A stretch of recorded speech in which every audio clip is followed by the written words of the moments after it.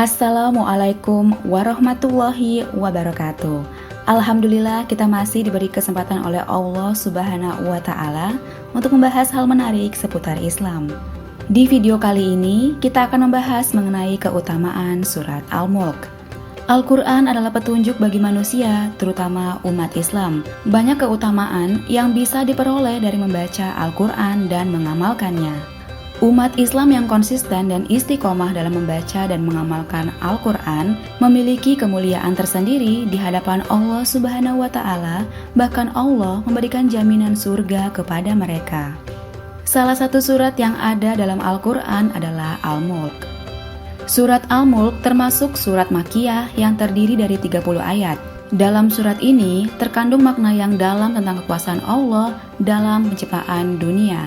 Surat Al-Mulk dianjurkan untuk dibaca setiap hari, khususnya sebelum tidur, sebagaimana yang disebutkan dalam hadis At-Tirmizi.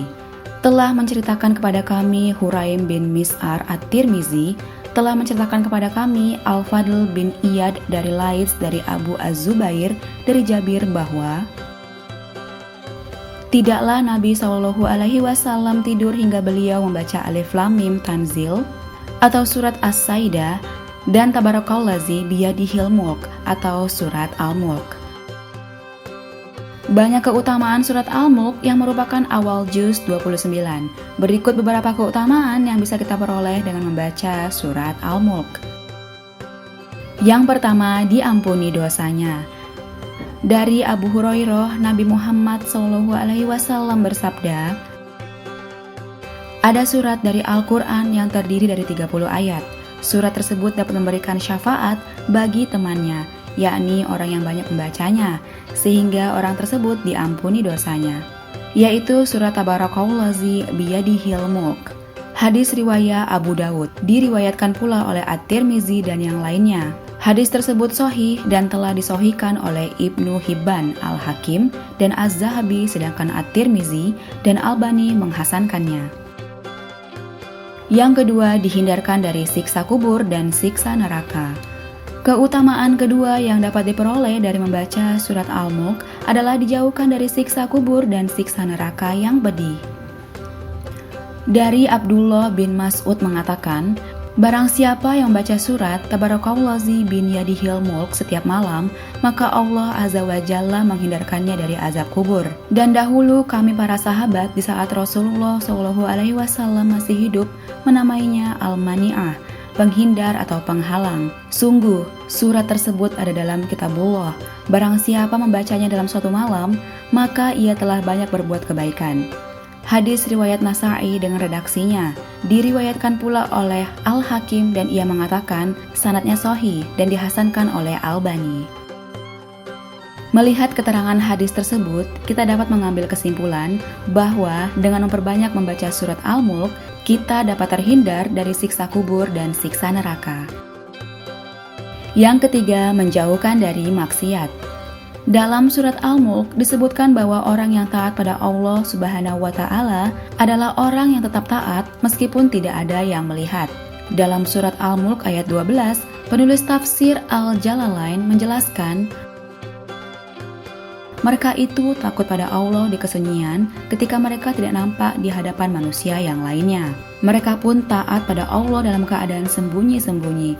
Tentu saja dalam keadaan terang-terangan, mereka pun lebih taat lagi kepada Allah. Pada intinya, orang yang beriman itu taat pada Allah Subhanahu wa Ta'ala meskipun di kesunyian dan takut berbuat maksiat kepada Allah. Sebagaimana dijelaskan oleh Syekh As'adi, mereka takut pada Allah dalam setiap keadaan sampai-sampai pada keadaan yang tidak ada yang mengetahui amalan mereka kecuali Allah Subhanahu wa Ta'ala. Mereka tidak melakukan maksiat dalam kesunyian, mereka pun tidak mengurangi ketaatan mereka ketika itu. Yang keempat, menjadikan kita sebagai orang yang bertawakal.